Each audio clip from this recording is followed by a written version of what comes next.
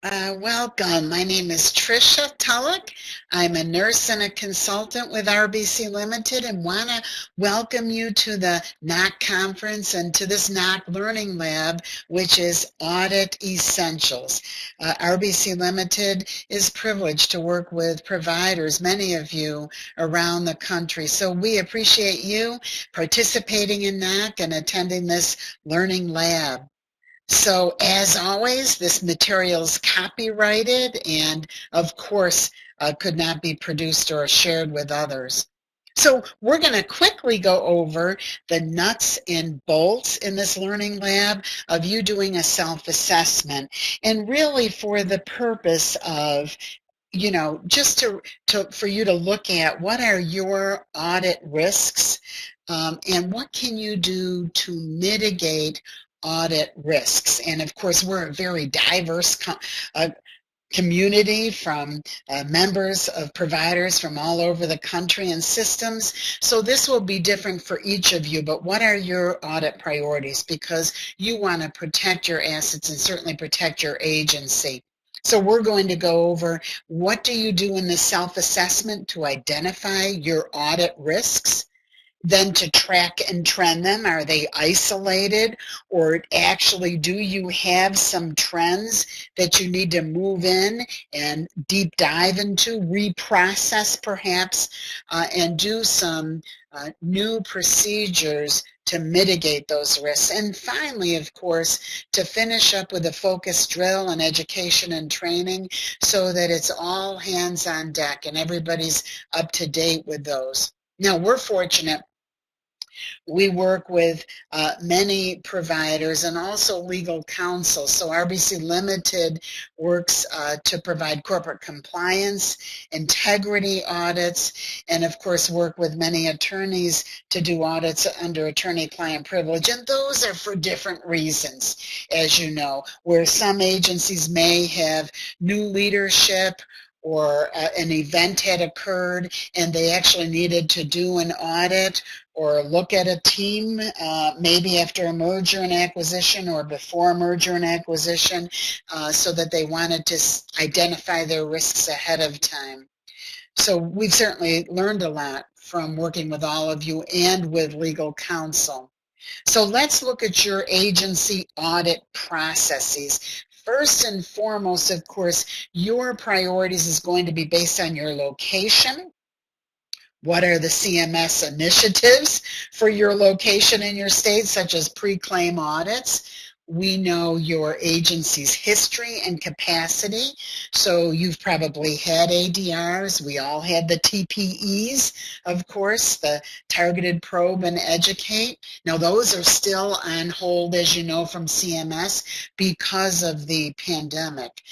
But we have other audits. CMS has just reinitiated our MAC audits. And of course, many of us are involved with that now. They're requesting records, 20, 30, 40, 50 records from January and February of 2020, looking at our PDGM records and really delving into and auditing elements from that to see if they have any opportunities to educate or maybe recoup some funds.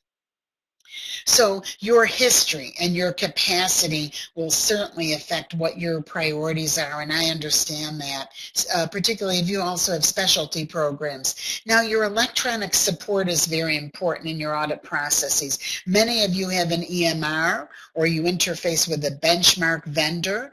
We use certain tools from electronic vendors that are very helpful for compliance audits. Some of them have strengths, different strengths, and they can produce reports for us, and we can do a detailed report analysis that's helpful.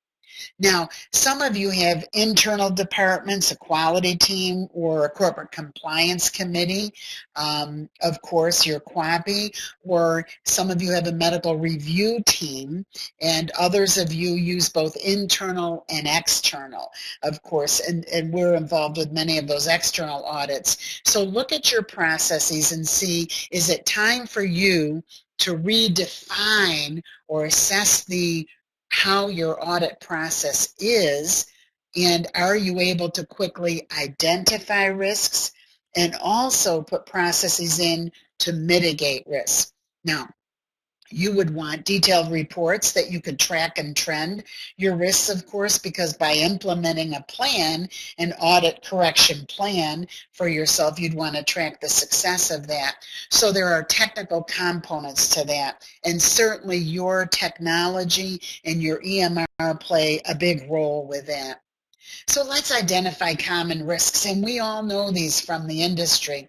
We have reports from our MACs right now, and I would recommend that if you haven't gone on your MAC site recently, I'm in New York, but we work with providers for all of them. So CGS or NGS or Palmetto, go on your MAC and go to under medical review. They have audit tools for you.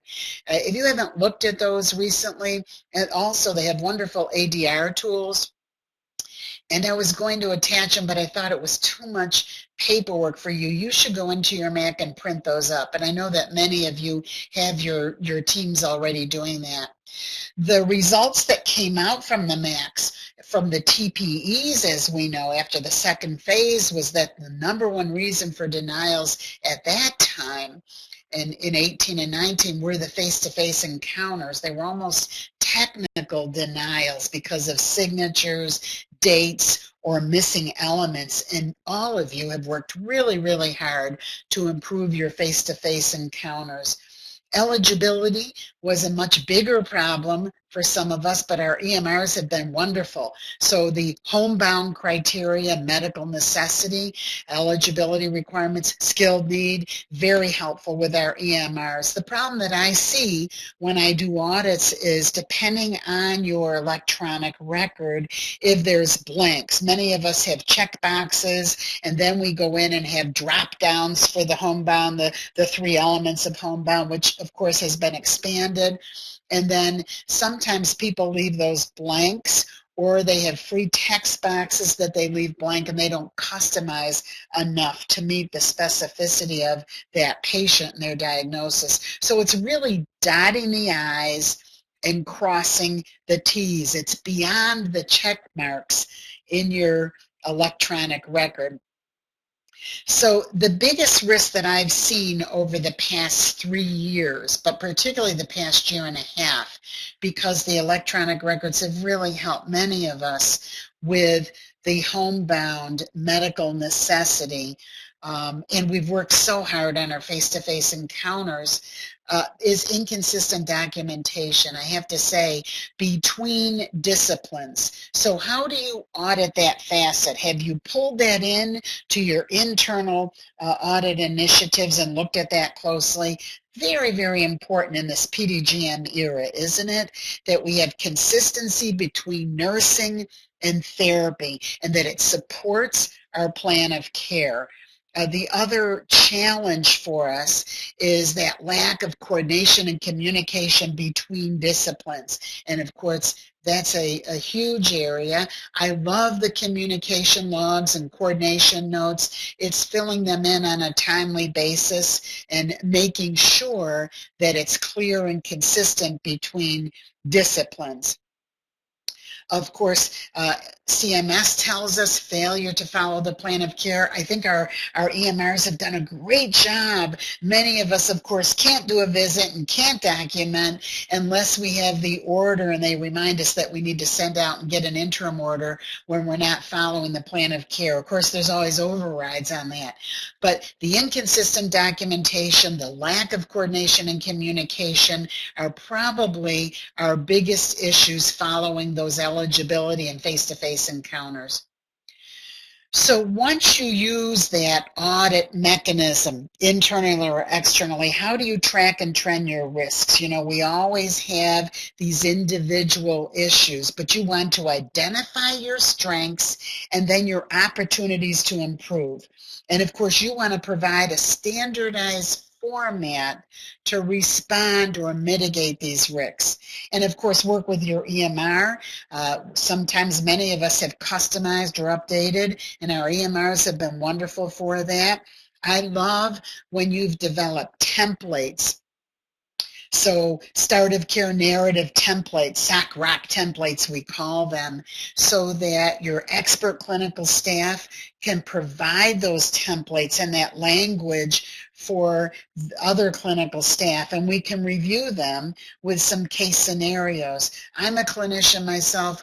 We work best if you give us examples and patient case scenarios to make it real for us. And then, of course, you would revise your practices, your policies, and your expectations for staff.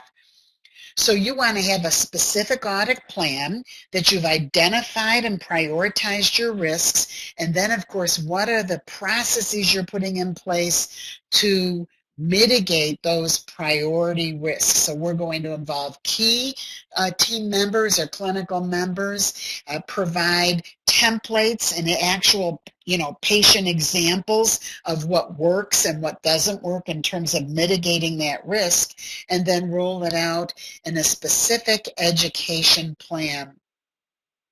Of course, we're all using WebEx or GoToMeeting or Zoom or Adobe. We all have different electronic and e-learning platforms. So how do you do your collaboration and communication?